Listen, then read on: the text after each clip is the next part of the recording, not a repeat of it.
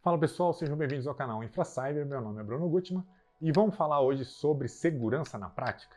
Vamos sair daquela questão teórica e a gente entender realmente o que agrega, ali nas empresas as ferramentas de segurança e aquilo que realmente só traz um custo operacional a mais para as empresas. Então vamos falar hoje um pouco sobre segurança na prática, que não adianta sair contratando um monte de ferramenta que vai resolver todos os problemas de segurança. E agora a gente falando de controles essenciais realmente de segurança, vamos falar sobre MFA. Não sei se todo mundo está familiarizado com a sigla MFA, mas é o múltiplo fator de autenticação. O que quer dizer isso? Então, quando você está entrando lá no seu computador, você tem o usuário e senha, que é o primeiro fator de autenticação, e o múltiplo fator é aquele token que geralmente a gente usa no celular. Antigamente existia um token físico, até muitas pessoas utilizavam para acessar banco, etc e tal. Se eu achar a imagem, eu vou colocar até a imagem aqui em cima para relembrar dele aqui, que ele ia gerando automaticamente ali, de tempos em tempos, os números. A mesma coisa hoje acontece no celular. Então, vamos dizer que o primeiro fator ali de autenticação é a sua primeira chave, que seria a sua senha, e a segunda é uma chave que ela muda constantemente. Imagina aqueles dentinhos da chave que a gente está acostumado a usar na porta. Aqueles dentinhos, cada hora, eles formam um padrão diferente. Então, é o múltiplo fator de autenticação, que seria esse segundo, que seria um token, que pode ser pedido um token para você, onde você vai digitar uns números para você entrar. Então, o primeiro fator é a senha, o segundo fator é digitar esses números, ou até às vezes vem uma mensagem no celular falando, olha, é você que está tentando acessar tal coisa? Se sim, dê um ok, se não, dê um não, e aí eles não deixam você entrar no sistema, ou no sistema operacional, ou logar ali na sua máquina. Então, são esses dois fatores de autenticação. Você implementando isso, você ganha muito mais segurança no seu ambiente, seja ele empresarial, ou seja na sua residência, no seu acesso no seu computador de casa. Uma outra coisa que a gente peca muito como área de tecnologia e às vezes a gente tem que melhorar isso, não só na empresa, mas às vezes em casa também, são os patchings. O que é os patchings? É a atualização, A gente tem que manter o sistema operacional atualizado, trabalhar com a última versão de software. Então, poxa, eu uso o software X, procura sempre atualizar ele, deixar ele sempre na última versão. Isso faz com que o grau de exposição a riscos seja menor. Os atacantes, os hackers, eles procuram vulnerabilidades a todo instante. E aí, a todo instante que eles acham a vulnerabilidade, os fabricantes vão lá, fazem um patch de segurança, fazem um patch de correção, a gente vai lá, aplica no sistema, então aquela vulnerabilidade que tinha sido encontrada, ela é resolvida, e assim constantemente. É uma briga, não tem o que fazer, a gente precisa sempre estar mantendo o ambiente atualizado. Quanto mais atualizado, menos riscos a gente corre. Uma coisa importantíssima, a gente precisa testar os nossos backups. Então, na sua empresa você tem que criar uma rotina onde você de vez em quando testa o seu backup. O que é o testar o backup? A gente geralmente faz um backup, seja ele mensal, semanal, diário. A gente precisa fazer um restore. A gente precisa pegar a informação que a gente fez o backup e validar se você consegue trazer a informação de volta. Muitas vezes a empresa passa por um apuro quando ela precisa pegar um dado e trazer o dado de volta porque ela perdeu, seja por um desastre, seja por uma falha humana, uma falha de hardware, ela descobre que o backup não está sendo feito corretamente. Então, uma das grandes falhas que a gente precisa olhar na parte de segurança é o restore de backup e garantir que os backups estejam feitos de forma correta. Outra coisa que é segurança na prática, E aí tem muito mais a ver com a parte de infraestrutura do que sistemas e etc. Você tem uma rede flat. O que eu quero dizer com isso? Então, seus servidores e as suas máquinas trabalham todo mundo no mesmo range de IP. Então, o range de IP, o que é o IP? Basicamente, é um número que aquela máquina ou que aquele dispositivo vai trabalhar se identificando para outros dispositivos. Então, cada dispositivo que tem dentro hoje da sua rede tem um IP. Seja ele um switch, seja uma máquina de usuário, seja um servidor, seja uma impressora. Se você tiver todo mundo nesse mesmo range, a chance que você tem de que um vírus ou que um ataque aconteça e se espalhe é muito mais rápido e muito mais fácil disso acontecer. O que a gente pode fazer para prevenir? A gente geralmente segrega as redes de forma lógica. Se você pode segregar de forma física, que aí é você ter uma rede, por exemplo, a sua fábrica ter uma rede corporativa separada, segregada fisicamente, ótimo. Se você não consegue fazer isso, você segrega ela de forma lógica. Então, os seus computadores terão um determinado range de IP. Os seus servidores, outro. Os seus equipamentos de rede, outro. Suas impressoras, outro. Vai fazer com que você crie algumas regras de roteamento e de firewall que impeçam que tudo se comunique com tudo. O que eu quero dizer com isso? Então, por exemplo, para você acessar a rede de servidores, você não vai deixar todas as portas abertas, né? Que aí a gente fala que são as portas de serviço.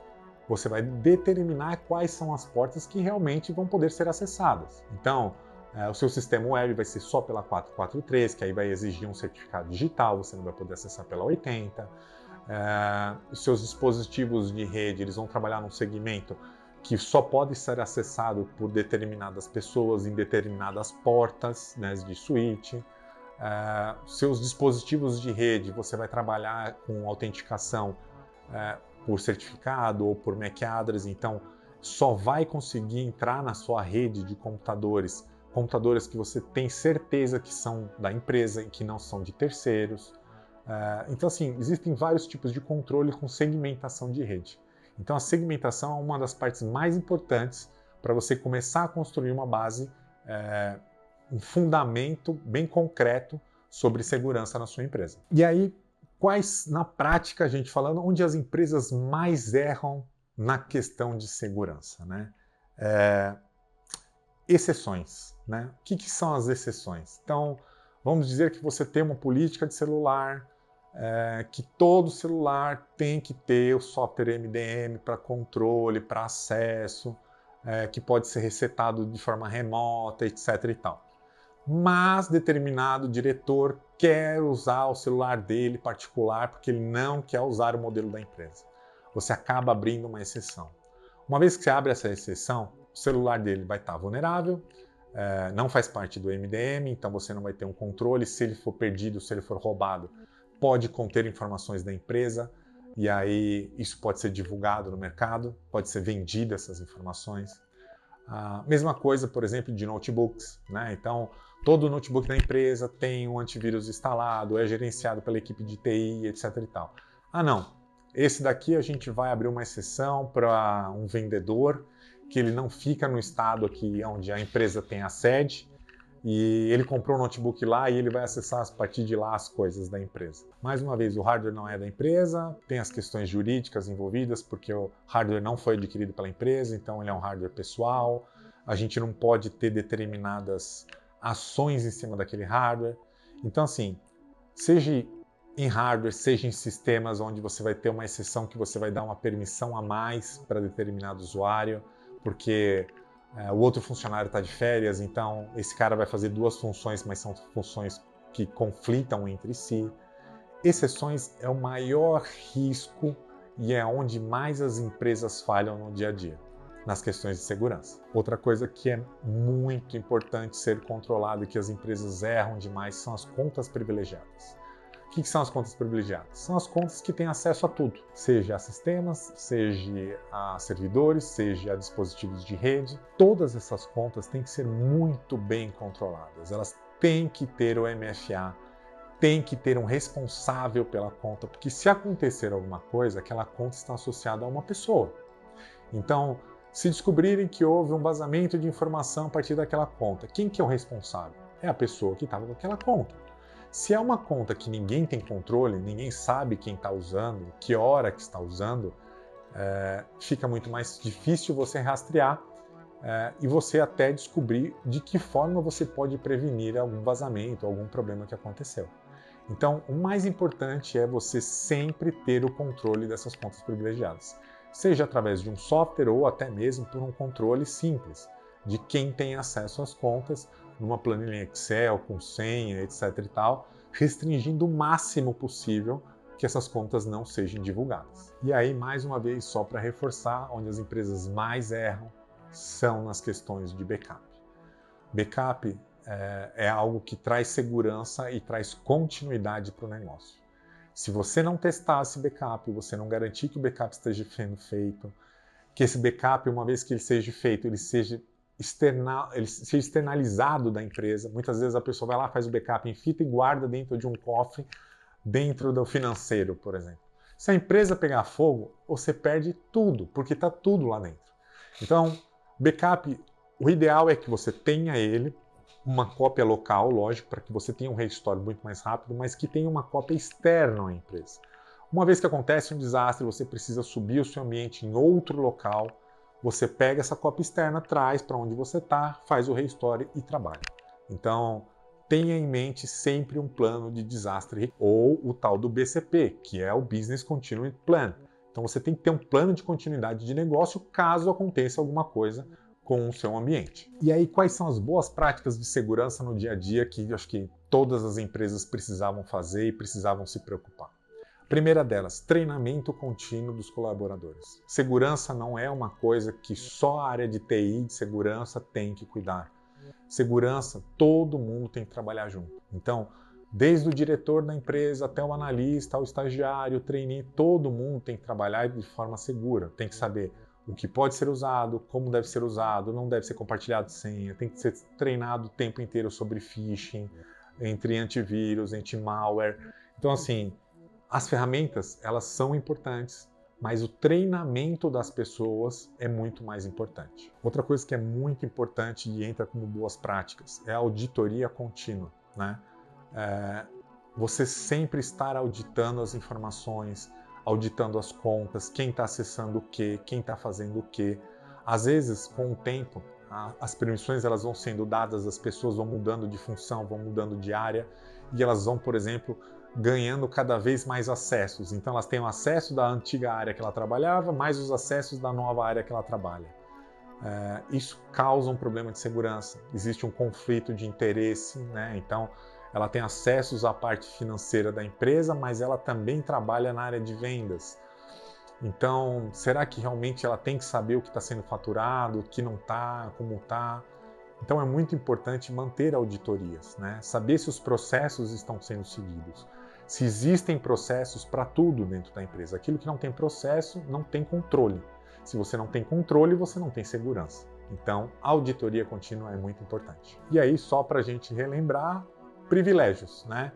As pessoas precisam ter os privilégios restritos àquilo que ela tem que fazer, tem que ter ferramentas. É importante? É importante, né? Ter as ferramentas de antivírus, um MFA, verificação de identidade de outras maneiras, atualização de patching de tudo. Então, as boas práticas, ela depende de todos, né? Às vezes o administrador manda lá fazer a atualização das máquinas do usuário, mas o usuário ele nunca reinicia a máquina dele. Ou ele fica meses sem reiniciar, ele só reinicia quando acaba a bateria, ou acaba a energia, ou ele vai sair de férias. Então, às vezes, tem um acúmulo lá de atualizações para serem feitas e o colaborador ele não ajuda. Então, todo mundo tem que ser feito o seu papel, isso é o mais importante. As boas práticas, elas são responsabilidade de todos na questão de segurança. E a gente caminhando agora aqui para o final do vídeo, se você gostou do conteúdo, deixa seu like, deixa seu comentário aí, quais são as coisas de segurança que você tem acesso ou com que você trabalha na área de segurança.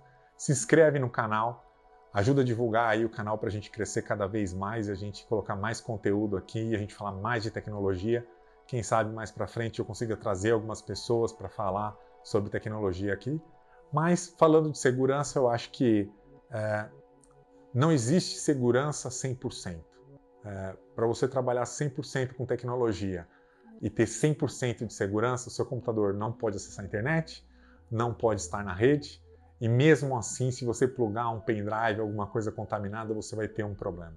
Segurança é evitar problemas, né? Então, a segurança ela é muito mais proativa do que passiva. Quanto mais a gente se preocupa com segurança, mais a continuidade dos negócios da empresa e as próprias coisas suas vão estar mais seguras. Se vocês quiserem, eu posso fazer um vídeo inteiro de segurança, olhando pela parte particular, saindo um pouco da área de tecnologia, e a gente fala um pouco de segurança pessoal, né? Então a gente pode fazer um vídeo aí. Deixa nos comentários para saber se vocês querem um vídeo sobre esse assunto aí. Valeu, pessoal, até a próxima!